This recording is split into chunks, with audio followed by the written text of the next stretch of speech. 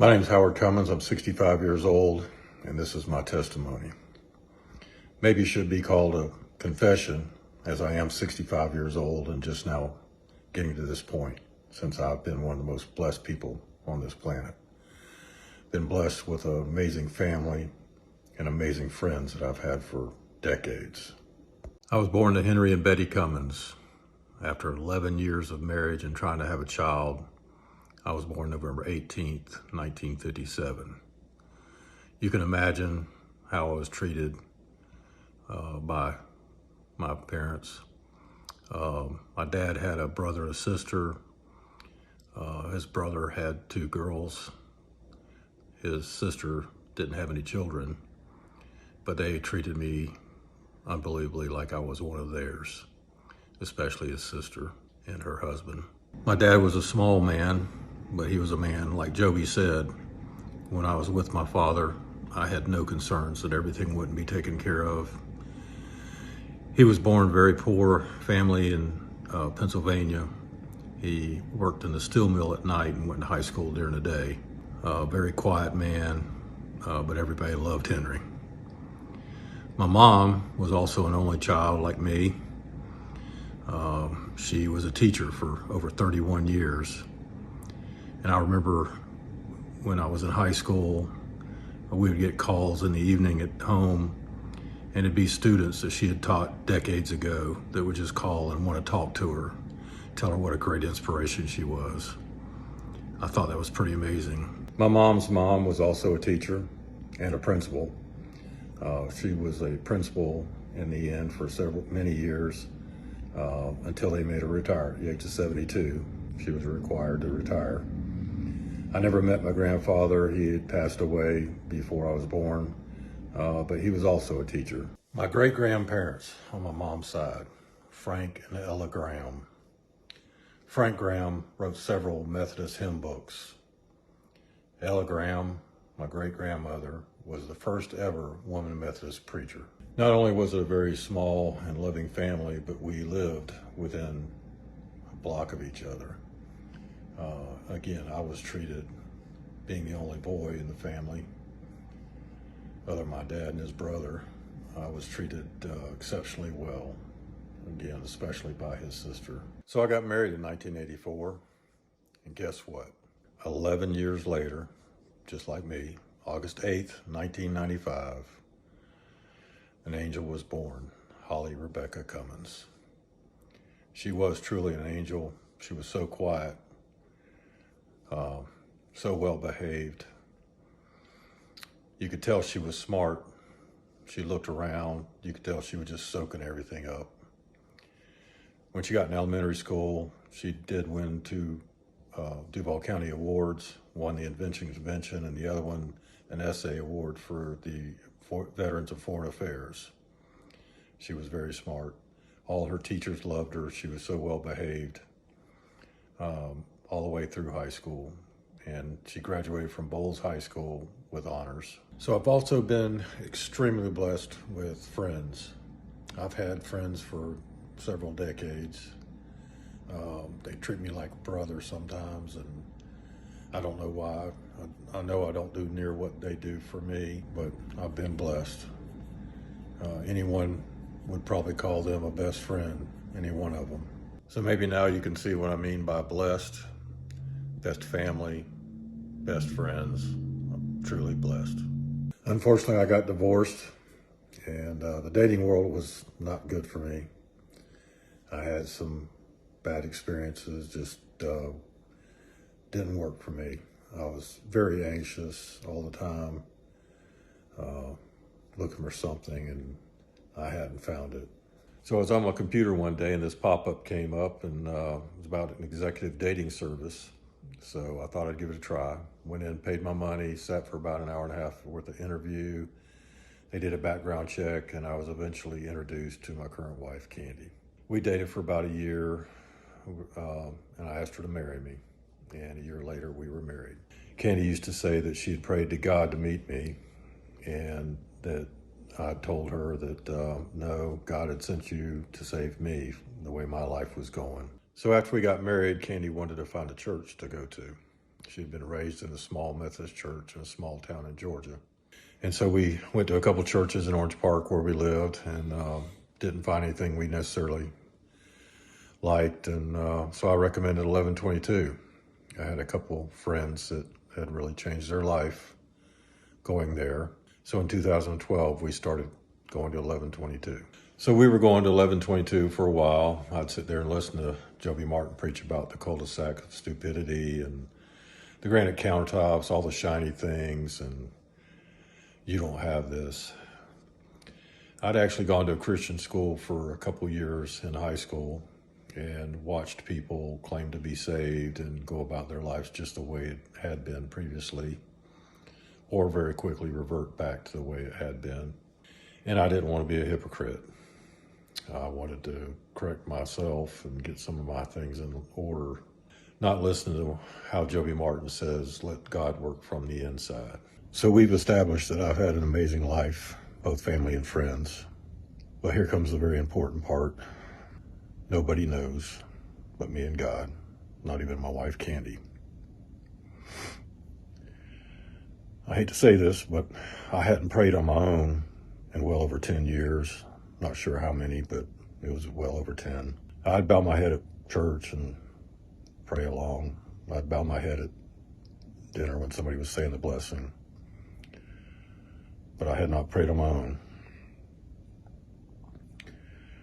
Monday morning, October 3rd, 2016. Started out like most days of my life, most work days. I went to the gym, went to the office, took a shower, sat behind my desk for a few minutes, and then began to head out to check on some jobs. 7:55 a.m. at the intersection next to my office. Again, until this video is seen, nobody but me and God knows this. I began to pray. I said, Dear God, please forgive about me and my crappy life. The things I have done against you, or the things I have not done for you. Please take care of my baby, Holly. I said that 4 or 5 more times, and then headed out to check on a job. So Candy was out of town that day visiting her parents up in Georgia, and I got home, probably went to bed about 10:30. 11:05 p.m., the phone rang. I jumped out of bed like I'd been shot. Instantly started getting dressed before I knew what the call was about. It was Holly's mom. They had found Holly on her bathroom floor, getting ready for school, unresponsive. And I was in my truck in probably less than 5 minutes. It's a 2.5 hour drive to Tallahassee, according to MapQuest, from my house. I was at the police station by 12:30. Halfway there, I was talking to one of her roommates, and a police officer got on the phone and told me that Holly was gone. I put a couple dents in the truck roof, said some words I shouldn't have said, but I kept going. And as I said, I got to the police station by 12:30. I wanted to see my baby. They wouldn't let me see her though. They said she'd been found alone, so they had to investigate. I argued with the sergeant quite a bit, but he finally convinced me I wasn't going to see her. So I had called Candy and told her. She was, of course, wanting to come over right away. I told her no. I said, the last thing I need is to worry about you driving from Georgia to Tallahassee in the middle of the night. So I checked in the hotel, Tallahassee Inn on Tennessee Street. Went up to the room, turned on the TV, went to sit down, but instantly just walked out the door. I knew I couldn't sit there. I walked down the stairs, started walking down Tennessee Street, and I began praying again. I said, Dear God, Joby Martin says if the tomb is empty, anything's possible. Please send my baby back. Please send Holly back to everybody that loved her. Take me if you have to. Send her back. Even said, if you have a quota, send me to hell if you have to. Just send my baby back. And I walked and I prayed. And I walked and I prayed. I'm not sure what time sunrise is, but I was still walking. I was still saying the same prayers. About 7:30, my best friend called, as he usually does on his way to work.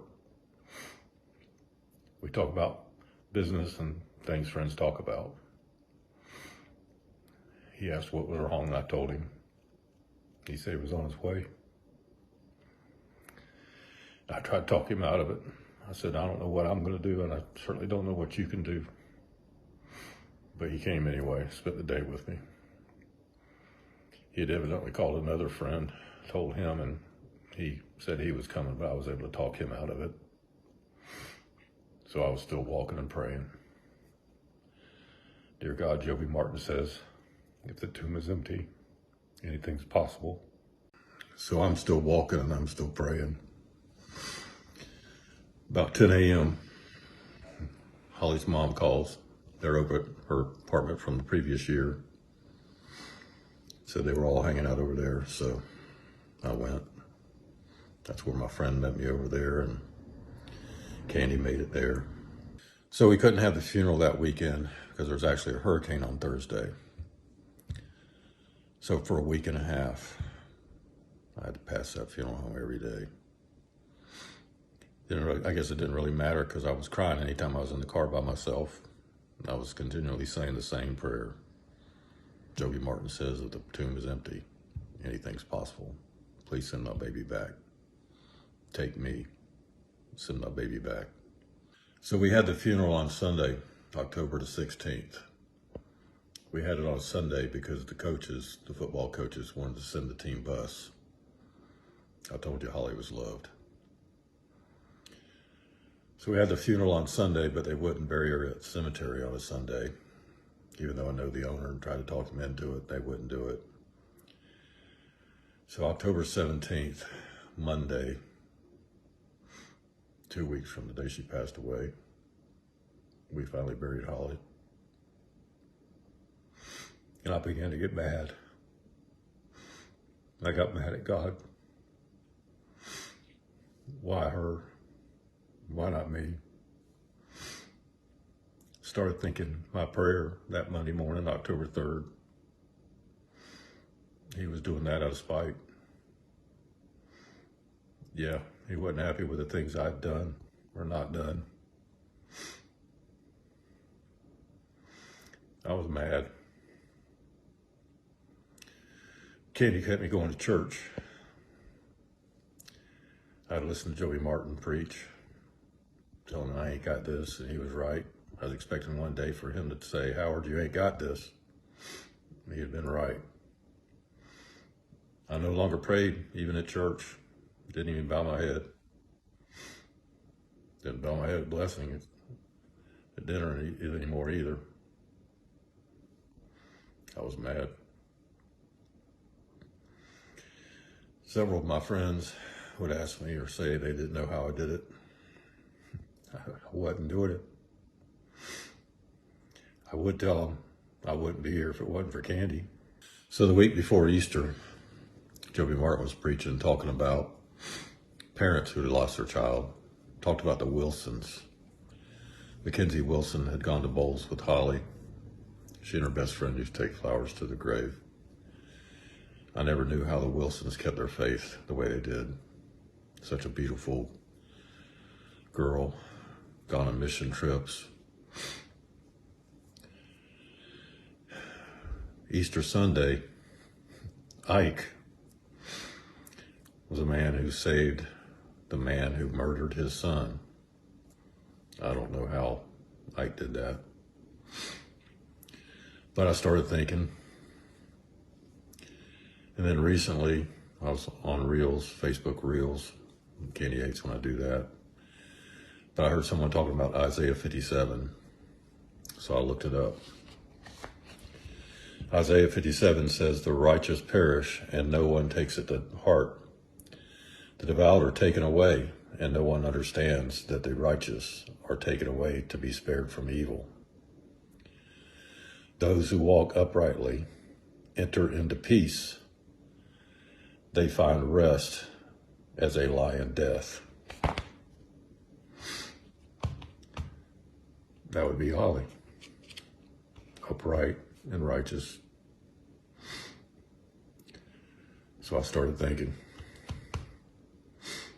maybe he wasn't doing that in spite.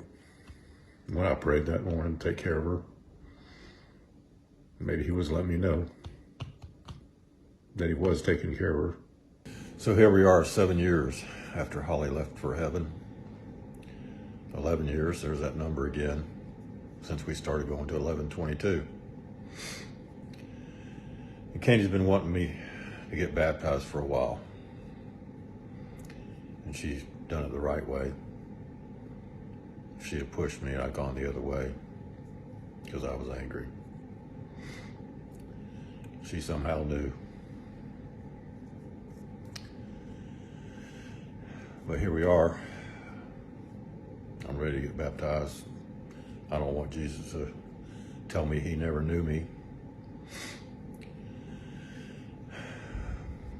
But that argument Kenny and I used to have about who God sent for who, I was right as usual. Obviously, God sent Kenny to save me, because I wouldn't be here without her. I certainly wouldn't be ready to be baptized. Jesus Christ is my Lord and Savior.